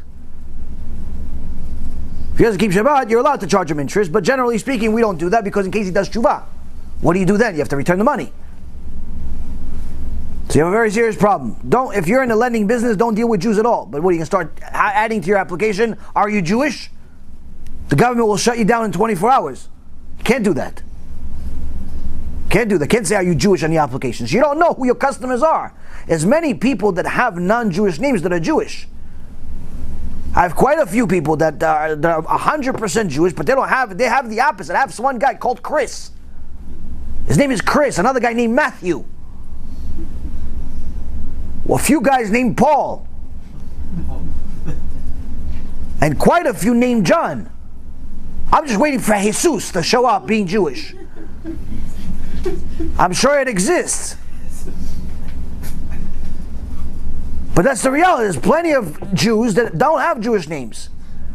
So you're assuming that you're in a lending business, you're going to lend people only to non-Jews, you're in trouble. No, we check. What do you check? What do you check? You ask the guy, you Jewish? No way. Now even worse, okay, let's say you're relying on everybody to be non-Jewish. But now we go back to the same issue that I've told you guys. You're not allowed to charge above market rates, above the fair rates. If the fair rates are 6, 10, 15%, that's what you can get at a normal lending company. And you're charging people 40, 50, 60, 100, 200%, on top of the fact that you're making them sign agreements that are completely unethical, you are 100% a thief. Gezel. Gezel meaning you're stealing in open daylight.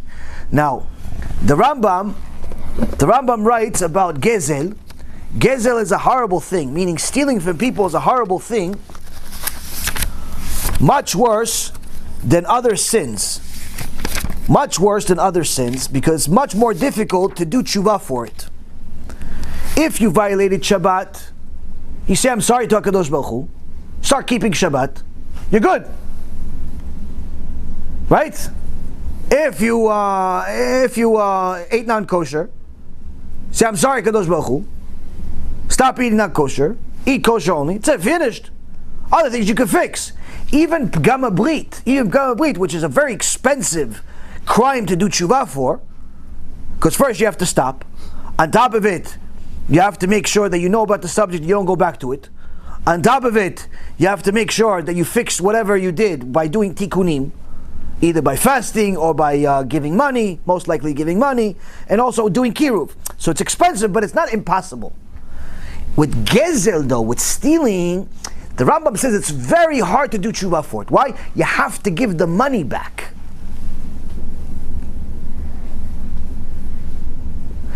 On top of the fact that you have to change yourself, you have to give the money back. Most people, as soon as they get money, especially when it's high-flying money, when you're making a lot of money, you don't keep the money. You spend it as fast as it's coming. You make $20,000 a month, you're spending 30 because you're relying on the next month you're going to make 30. So now, the Rambam writes on his commentary on the Mishnah, Masechet Kelim, 12, Mishnah number 7, stealing from Goyim is 3 different problems. Number 1, it's a transgression against Hashem's will. Obviously, Hashem does not want you to steal from Goyim, or Jews, obviously. Number 1, you're already going against Hashem. You're going against Hashem. Sonny, the battery is dying on the phone. 2, it reinforces undesirable character traits. The fact that you got yourself used to stealing, thinking that it's okay, thinking it's allowed, thinking, it's not a big deal, they're just goyim. You got yourself used to it. You got yourself to making that kind of non-kosher money.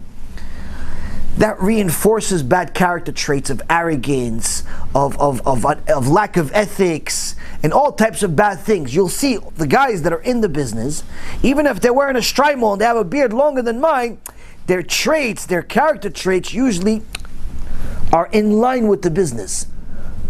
Why? Because you see, if you're in that business, if you're in it for 6 months or more, you're going to start seeing the damage it causes people. Your borrower, your customer, your client defaulted on a loan 6 months later, and you can't even help him. He's losing his house, he's losing his business, he's losing his marriage, sometimes he's losing his life, he commits suicide, which happens.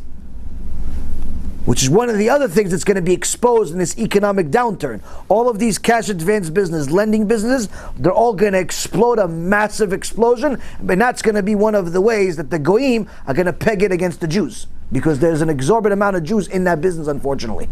There's a lot of non-Jews also, but of course we're going to get blamed. For sure we're going to get blamed. When all of these small businesses start defaulting on loans on a massive scale, much more than what they already are because of the unreasonable rates, you're going to see all of a sudden this business is controlled by Jewish people. Why are so many Jewish people in lending? All of a sudden the media takes interest in the Jewish culture and how it has impacted the 99%. The 1% impacted the 99%, just like they tried to do in 2008. But now, unfortunately, they'll have something in their hands. They'll have something in their hands. So it reinforces undesirable character traits and unfortunately leads to number 3, which is the worst sign, worst sin in the entire Torah, which is Chilul Hashem. The day the media exposes that you are the lender that's been the one in charge of these people, the market decline, the economic decline, the small business decline, you Mr. Jew with the shtreimel, you Mr. Jew with the little kippah, you Mr. Jew with the Magen David even. You don't have to be religious. You have a Magen David. You know your name is Jacob. Your name is Yaakov. Your name is Moshe. Finished. Media, Moshe Stern has bankrupted the town of Pikachu in Virginia. That's it. From now on, every time people hear Moshe, they're going to start, who could I beat up? Who could I hit? Chilul Hashem. Now, people say, yeah, okay, but you're saying it, you're connecting it. Where is this in the Torah? Okay, here it is in the Torah. The Rambam writes alachot, not from his head. He writes from the Torah. In his Yad HaChazakah, in the Mishneh Torah, otherwise known as the Rambam, in Ilchot Gneva. Ilchot Gneva, the laws of stealing. Chapter 7, Halacha number 8, says the following: whether a person deals with a Jew or a Gentile, if he measures or weighs with a measure that is lacking, he transgresses a negative commandment, is obligated to return the difference. It says whether you are stealing from a Jew or a Gentile, you have to return the money. Good luck convincing all of these thieves that have been making millions on the back of people for the last couple of decades from this business, especially the last 5 or 10 years. Then he continues, similarly, it's forbidden to deceive a Gentile with regards to an account. Instead, one must reckon carefully with him. As it says in Leviticus 25:50, you should reckon with your purchaser. He says, you're not even allowed to mislead a non-Jew. In fact, you should be even more careful with him. Even more careful with him, even if he's an Ovet Kochavim, even if he's an idol worshiper. Like you can't say, no, but he's a bad non-Jew. No, even if he's the worst non-Jew. An Ovet Kochavim, an idol worshiper, you actually have to be even more medaktek, more precise with the accounting that you're doing with him, with the forms that you're doing with him. Because if he signed the agreement, that means he agrees. No, my friend, you cannot do that. You know you wouldn't sign this agreement if you knew what it entails. You would not sign to 40-50% a month if you understood what it actually means. This guy is so desperate, he's not even calculating it. You're taking advantage of his desperation, you're a predator. Now what does this say in the Torah? So Rambam continues, and he says, this applies with regards to a Gentile who's under your control. Surely that applies to one who's not under your control. Meaning this law is even if this Gentile is your employee or your slave or anything, you can't take advantage of him, needless to say if he's just a customer.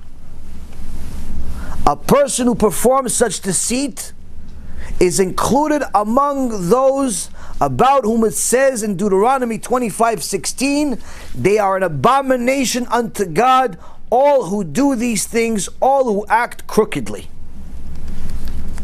This, Rabotai, puts this particular sin in a different class. What class? A person that sins here is now sinning the 10 Commandments. How so? Halakha number 12 explains it. Same place, chapter 7. The punishment for a person who uses false measures is greater than the punishments of a licentious sexual behavior. For this is a sin between a person and his colleague. And this is a sin between a person and God, meaning if a person is immoral, he's sinning between him and God. But you steal from another person, Jew or Gentile, he says you're between another person. This you don't even need the Torah to tell you. It's much worse. The crime is much worse, Hashem says. And the Rambam continues, says, whoever denies this mitzvah of just measures, meaning of honest business, is considered as if he denied the exodus from Egypt, which is the first of God's commandments in the 10 Commandments. You're dishonest in your business, you're violating not just the Torah, you're violating the first commandment of the 10 Commandments. I am the God that took you out of Egypt. It's like you denied the entire Torah. Oh, where does it say in the Torah? Oh, Rambam. Do you know Rambam? Everybody knows Rambam. Even the Goyim know Rambam. They have a statue in Washington of the Rambam. That's halakha. Conversely, one who accepts this mitzvah of just measures is considered as if he acknowledges the exodus from Egypt, which brought about all of God's commandments. A person who's honest in business is somebody that's as if he's fulfilling the Torah, the whole Torah. Why? This person is admitting that HaKadosh Baruch Hu is watching the business. So a person that does TeShuva for such a thing is a very, very big deal. Very hard though. Very, very hard. Now, when a person is addicted to money and materialism, it is very hard for him to do TeShuva for such things. And he'll continue crying ignorance. He'll continue, saying it's not fair, how I'm going to make a living, how I'm going to pay for the yeshiva, how I'm going to pay for this, how I'm going to pay for that. The reality is, Rabotai, you're going to have to pay for it one way or the other, either in this world or the next world. And that's one of the things that HaKadosh Baruch Hu is doing people a favor. He's doing people a favor by bringing some of these things. So you'll notice that anyone that's in unkosher business is going to already start getting parts of the suffering that this Parashat Bechukotai says that they're going to get. That these sins, these 7 sins have a certain, come in a sequence, and there are certain things that a person is going to suffer because of them. 1, depression. 2, overexcitement. Something happens. Whoa, what happened? Oh, well, he said the market's going to go down. Sell everything. Sell. Relax. Just think about it for a second. Don't. Everything, they get overexcited. They have no nerves whatsoever. They can't handle anything. Good news or bad news. Daughter tells him, Abba, I'm getting married. Oh, who is it? What? You sure? You want me to get married or no? I'm going to stay in your house for the next 40 years. What do you want me to do? Oh, I'm getting divorced. No, what happened? The guy's hitting me. Yeah, but me. Like, they can't make any decisions. They're all excited about too much over everything. No nerves, nothing. That's lots of suffering for people like that. They suffer from depression. It doesn't matter. Good news, bad news, they're always Tisha B'Av. Destroyed outlook and hopelessness. You'll plant your crops in vain because your enemies will eat them. You'll have the idea, HaShem Yishmor, not you, all the wicked people. They're going to have the idea, but guess what? The money will be made from somebody else. Somebody else is going to make it. You'll come out with the cure for Corona, but some goy is going to make the money from it. You'll come out with the iPhone, next iPhone, but somebody else is going to make the money. It's a form of a curse, form of punishment. I'll direct my anger against you, and you will be defeated. Your enemies will dominate you. You will flee with no one chasing you. So we see some of these last three are scary. Why? Because they all happened in the Holocaust. People ask, how come the Jews didn't fight back in the Holocaust? How come they didn't fight back in Egypt? There was more Jews than there were Gentiles there. How come they didn't fight back? Because only HaKadosh Baruch Hu decides if you're going to win or if you're going to lose. Only HaKadosh Baruch Hu decides if you're going to have the strength or you're not going to have the strength. Only HaKadosh Baruch Hu is going to decide if the goy will submit or not. Now for the good news. The good news is, if you are a shomer Torah v'mitzvot that has real bitachon in HaKadosh Baruch Hu, none of what I just said for the last hour matters. Why? If you notice Am Yisrael's history, the only time we got big salvation, we got Yeshuat Hashem, is when it didn't make sense. Let's start from the beginning. Avraham Avinu, the father of Judaism. When did he get his salvation? When it made no sense, not physically, not rationally, not anything, not nothing. Why? He's the only Jew in the world. He's the only guy in the world who believes in Hashem. And he said, listen, for that, we're going to throw you in the fire. There was no promise from God for him anything to be saved. God didn't speak to him yet. When did he get the salvation? When the whole world says you're wrong, and he says, I'm going with Hashem anyway. Fast forward. Am Yisrael in Egypt. We're there for 210 years. 210 years we're suffering. For much of that time as slaves, we're being beaten, we're being slaughtered, being murdered. They're taking our kids and putting them instead of cinder blocks in the pyramids. Women are carrying the baby for 9 months just to kill it a second later. HaShem Yishmor v'yatzil. Now you would think, if you're in Egypt right now, someone says, no, the Mashiach's going to come. The Mashiach's going to come. If the Mashiach was going to come, if we're in Egypt, that's what we're going to say. If the Mashiach was going to come, he would have come when? He would have come when Yaakov Avinu was here. 200 years ago, Yaakov Avinu and all 12 tribes, Tzadikim Kedoshei Elyon. These are the most righteous people that ever lived. Mashiach would have come when Yaakov Avinu was here and the 12 tribes were here. That's when Mashiach should have come. Now he's going to come. We're already at the 49th level of Tum'ah. Idol worshippers, all types of sins, Hashem Yishmor. How is he going to come now? Mashiach is going to come now after we're already slaves for 200 years. We've become idol worshippers. If he would have come at the time of Yaakov, not now. When did Mashiach come? After 210 years. Where it didn't make any sense. It did not make any sense for Mashiach to come, for Moshe Rabbeinu to come and take them out of Egypt when they're in the 49th level of Tumah, the worst level Am Yisrael ever was until today. It didn't make any sense. You said you should have come before. All the tzaddikim were there. Fast forward. Purim. It doesn't make any sense that we got salvation. When did we get salvation? We all made a sin. We all went and hung out with Achashverosh. The rabbis were doing business there. The people were doing business. No one cared that the Bet HaMikdash was being desecrated and made fun of. They were celebrating for 6 months, what? That the Bet HaMikdash wasn't built. And we're going to the party. It didn't make any sense to go to get salvation at that time. But not only did we get salvation, in one day, in a matter of seconds, we were supposed to get murdered in one day all over the world. That's what Haman's decree was, worse than Hitler's. Hitler was killing us one day at a time. Haman was going to kill everyone in one day. Everyone, they had control over the entire world, 127 countries, and everyone got the commandment, on such and such day, at such and such time, kill every single Jew in front of you. No mercy. Law. Meaning you can't not do it. I feel bad. And just to motivate them, by the way, whoever you kill, take his money.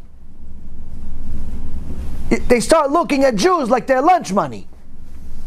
There used to be a cartoon I remember when I was a kid in Israel. I saw 1,000 times. It was Bugs Bunny. And it was one cartoon where these two guys were like stuck on an island. They were looking at each other. One was a hot dog and the other guy was a hamburger. And then they looked at Bugs Bunny and they saw him as the next lunch. Everybody looked at each other as food because that's all they had. That's what the Goyim were looking at us. Why? They said, listen, not only is it a law that if we don't do it, we're going to get killed, but on top of it, we get paid for it. We take all their money. You kill this local banker, you get all of his money. You kill this lawyer, you get all of his money. You kill this construction worker, he worked his whole life, but you get it. Meaning it's not only a mitzvah for them, it's a mitzvah you get a reward in this world for. Meaning, who would have thought that the salvation was going to come at that time? It doesn't make any sense. Not only the salvation came, but in the same time that we were supposed to get killed, all of a sudden, Am Yisrael starts killing all of their enemies. Without rockets, without tanks, without jeeps, without bazooka guns. With what? With kitchen knives and stenders. They took the stender, trach, the guy dies. That's it, finished. Okay, Gemara, we'll finish with the Gemara now. Okay, we'll take a break. Okay, guys, the kollel. Okay, we'll finish learning. Everyone, bring your stender with you. We're going for a class trip. What are we doing? We're going to kill Amalek. Bring your stender. Trach, Amalek dies. Finished. Okay, you have a minyan? You finished 10 yet? Okay, you go back to learning. If you kill 10, you go back to learning. In one day, we start killing all of our enemies with stenders, not even with rockets. No Iron Dome. Kitchen knives, dull knives. You know those butter knives that no one knows why they're there still? Why do they still make those butter knives? Who uses them, Bichlal? Every set has this butter knife. Who uses it? I get so upset when I see them. Such a waste.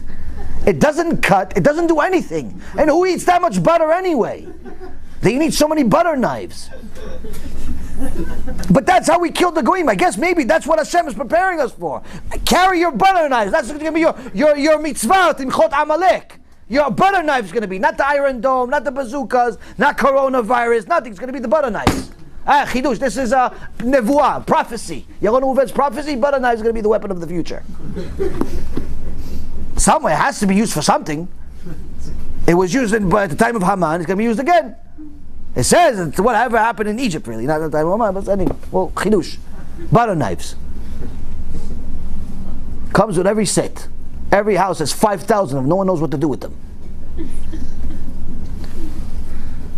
Now, the salvation came at a time it did not make any sense whatsoever. Didn't make any sense. HaKadosh Baruch Hu works that way. There are certain things that HaKadosh Baruch Hu instilled into nature that are dafka unnatural.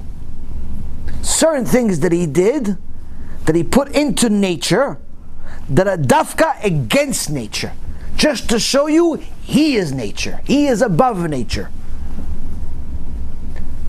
For many, many years, for as long as any book has any records other than the Torah, people always thought that water is a relatively simple thing.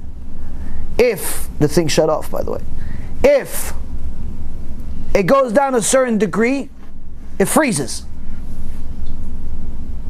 Freezes, becomes ice. Everyone knows this. You don't even have to go to school. You put water in the freezer, freezes after a certain amount of time, right? Scientists recently discovered they do not know anything about water. Why? Until now, we thought if we freeze it, goes down a certain amount of degrees, it freezes, becomes ice. If we boil it, becomes, smoke. Nothing, goes into the air, becomes steam, right? Scientists discovered that water that goes up a certain amount of temperature, very high temperature, fast, freezes. Becomes ice. Which completely defies the laws of nature. Completely defies the laws of nature. Meaning, everything we thought we knew, we don't know anything. HaKadosh Baruch Hu does things like this, little tricks like this that he does in his little game that he has this called this world. Show you, there's no nature, there's me. It's HaKadosh Baruch Hu. The Baal Shem Tov, Alav Shalom, tried to instill such understanding in his students. He would go, his Avodat Hashem was very unusual. He would take journeys to different places without preparation. He would say, okay, we're going, everybody has to pack up in 2 seconds and we're leaving without preparation, without food, without sandwiches, without drinks, without nothing. We're going out. How long, where we going, we don't know, just go. One time he's with a Talmid, he says, okay, we gotta go on a journey, next journey. Pick up, left, they start walking, they're in the woods, they're in a desert, there are all types of places. There's no little huts over there you could buy a bottle of water, mineral water, cool because you have some ice, nothing.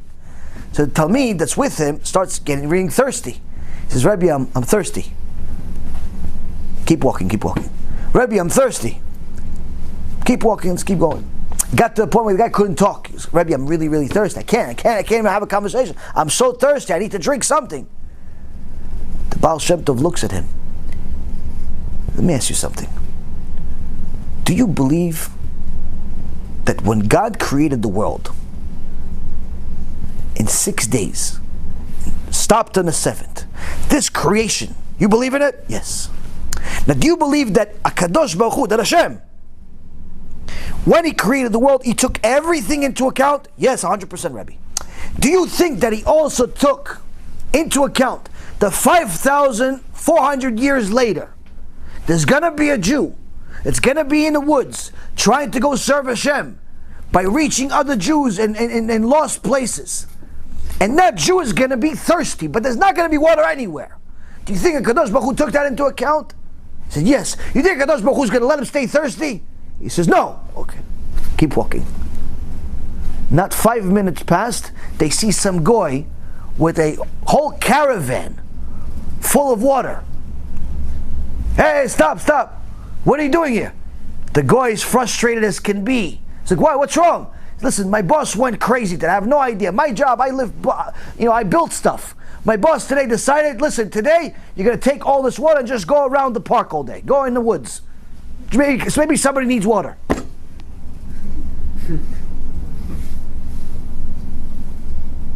Maybe somebody needs water. Go.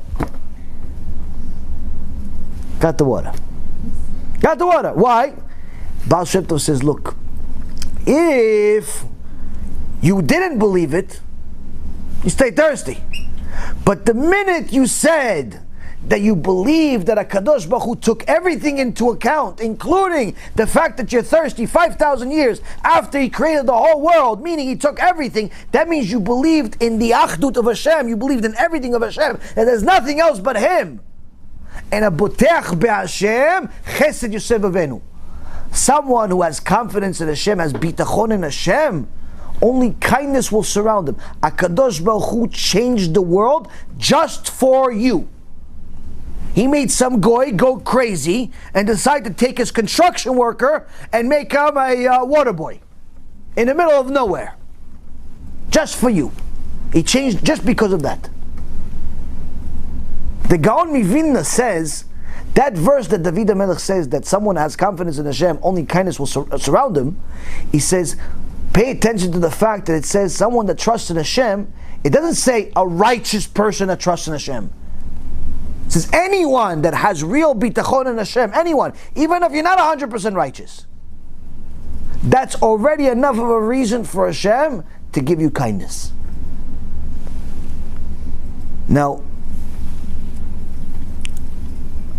the Baal Shem Tov, on one of his journeys, they ran out of money, they ran out of food, they ran out of everything, and his Talmid was with them, different one, was getting concerned, but to their miracle as usual would happen.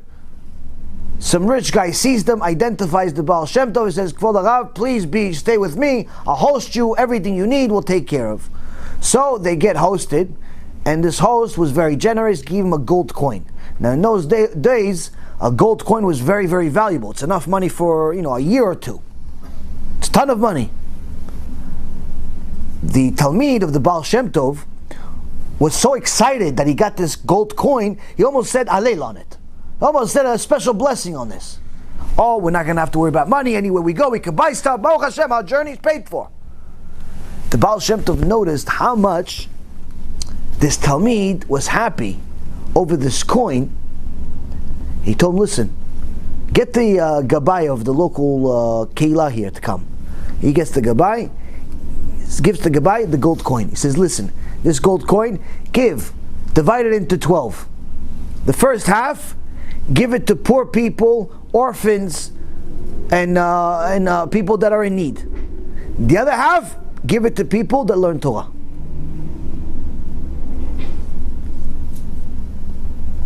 He takes the money, he walks away. There's money for the poor people, there's money for the Talmidei Chachamim. He's happy. Baal Shem Tov's happy. Who's not happy? The Baal Shem Tov's Talmid. He says, Rebbe, why? Why? Finally we got some money, we can pay for stuff, we don't have to worry. Why are you putting yourself again in this situation? We have to depend on another miracle. Why? The Baal Shem Tov starts laughing. He's having a good time. He goes, Rebbe, were you making fun of me? He goes, no, I'm not making fun of you, chas v'shalom. I'm just laughing how you forgot something. He goes, what did I forget, Rebbe? What did I forget? He says, you forget that HaKadosh Baruch Hu is the one that runs the world. And as long as He's alive, you have nothing to worry about. If HaKadosh Baruch Hu is not alive, then you have everything to worry about. But as long as HaKadosh Baruch Hu is alive, you have nothing to worry about. That's what you're forgetting. That's why I'm laughing. You're thinking that we needed this coin. You forgot HaKadosh Baruch Hu is the one that runs the show. It's something as simple as that is going to help a person make it throughout this next chapter of the journey. Why? Because that type of understanding that HaKadosh Baruch Hu runs the world, that HaKadosh Baruch Hu is the only one that runs the world, and no one else, is going to help a person make all of the right decisions at the right time. What should I do with my money now? What should I do with my house now? What should I do with my TeShuva now? What should I do with my learning now? What should I do with my marriage now? What should I do with everything? You're going to know what to do. Why? Because you know Hashem runs the world. A person that has a doubt in who runs the world, he's going to try to beat the system.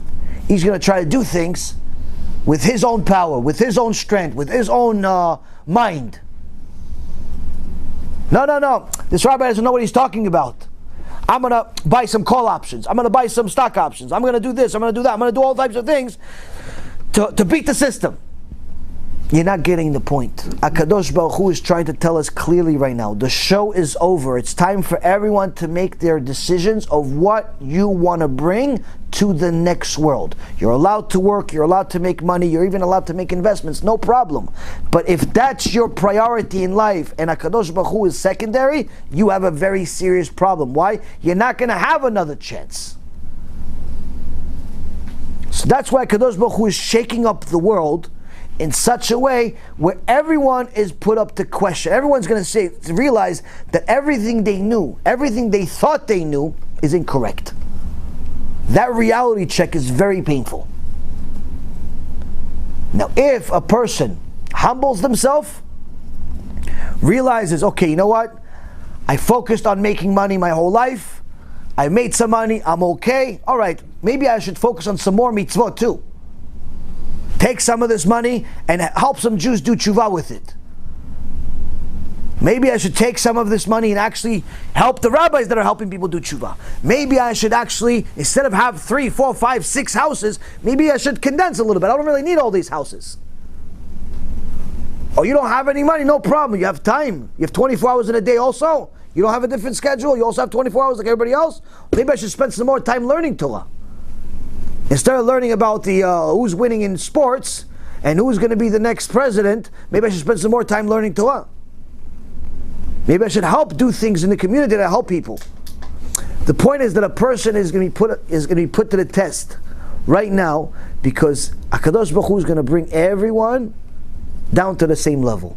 What you do on the way down is going to determine how you're going to look once the dust settles. Whether you're going to rebound and be at a much better level than everybody else or not. In the investment world, at times like this, cash is king. And the reason why is because eventually the dust is going to settle. It may take 6 months, it may take 2 years, it may take whatever. But eventually it's going to get to the point where everyone is going to vomit from the amount of losses that they have. People are going to commit suicide, people are going to get fired, all types of mayhem is going to happen eventually. Now, at that moment, when everyone is vomiting, at that moment when people are pretty much jumping out off of roofs because they lost their life savings, at that moment when people are so hysterical that they think the world is over, that's when it's time to invest. That's when you wish you had all the cash in the world because everything is too low. Even more so when it comes to mitzvot. Right now, the world is too low when it comes to mitzvot. There's not that many people that are focused on Torah. People are focused on money. People are focused on business. People are focused on all types of physical desires. Right now is the time to invest into mitzvot. Right now is the time to learn more Torah. Right now is the time to do more kiruv. Right now is the time to get better with your, as far as your midot. Right now, why? Because right now it's at a low. It's never been this low. Even at the time of Mount Sinai, we were at the 49th level of Tumah.